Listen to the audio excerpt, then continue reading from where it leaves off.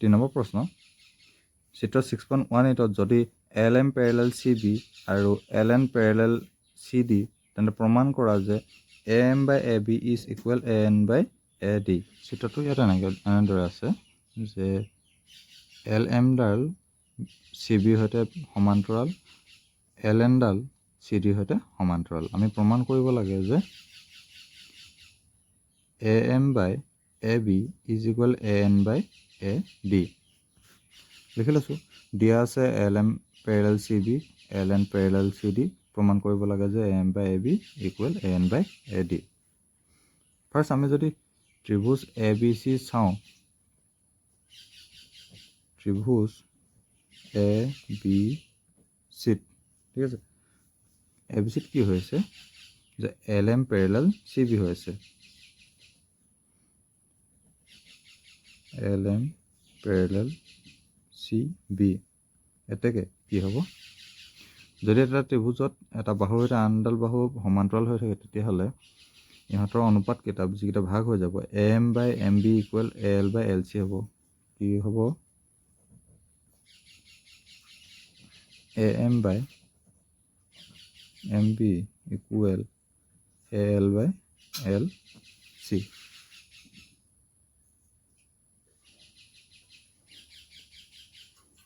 Implies ইয়াতো কি কৰোঁ, লবহৰ যিকেইটা আছে সেইকেইটাক মই ওলোটা কৰি লওঁ। ওলোটা কৰি লোৱাৰ কাৰণ আছে, ইয়াৰ পিছত আমি গম পাই যাম যে আমি লিখিম MB by AM equal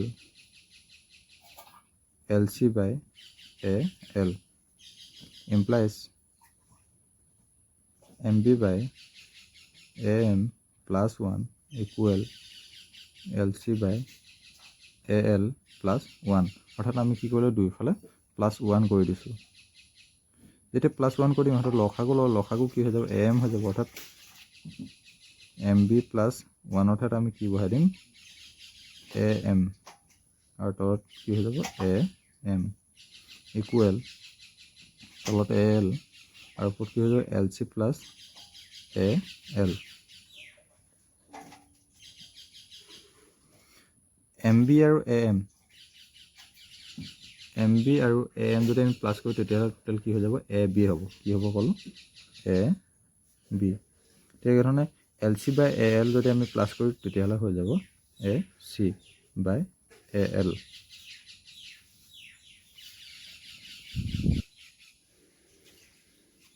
implies আকৌ আমি লবহৰৰ ওলোটা কৰি দিওঁ, AM ওপৰত লিখিম, তলত লিখিম AB equal L by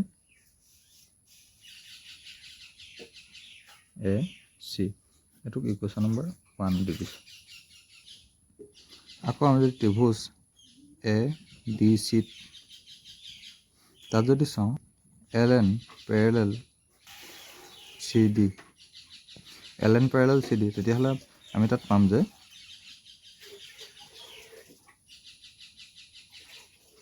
AL by LC equal AN by ND। আগৰটোৰ নিচিনা একে কৰিম যে লবহৰ ওলোটা কৰি দিম, LC by AL equal ND by AN। আমি পুনৰ দুইফালে 1 প্লাছ কৰি দিওঁ, +1 equal ND divided by AN plus 1।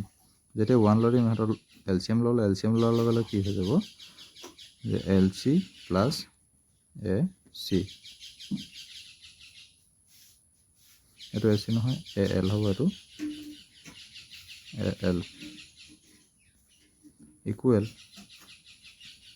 ND plus AN divided by AN। Implies LC আৰু AL প্লাছ কৰিলে হৈ যাব total AC by AL equal এইটো একে হৈ যাব যে AD ডিভাইডেড বাই AN। এইটো ইকুৱেশ্যন নম্বৰ 2। এতিয়া সমীকৰণ 1 আৰু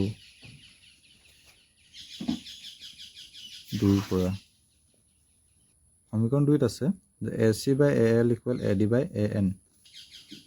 ইয়াত আৰু এটা লাইন লিখিব লাগিছিলে, মই থাকি গ'ল AL by AC equal AN by AD ইহে ইকুৱেশ্যন নম্বৰ 2 হ'ব, আগৰটো নহয়।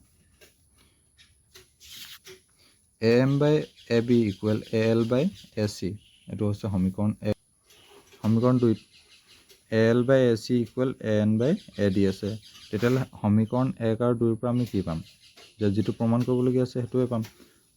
দুইফালে দুইটা সমীকৰণতে AL বাই AC আছে, গতিকে আমি পাম যে AM by AB equal AN by AD। এইটো আমাক প্ৰমাণ কৰিবলৈ কৈছিলে, গতিকে এইটো প্ৰমাণিত হৈ গ'ল।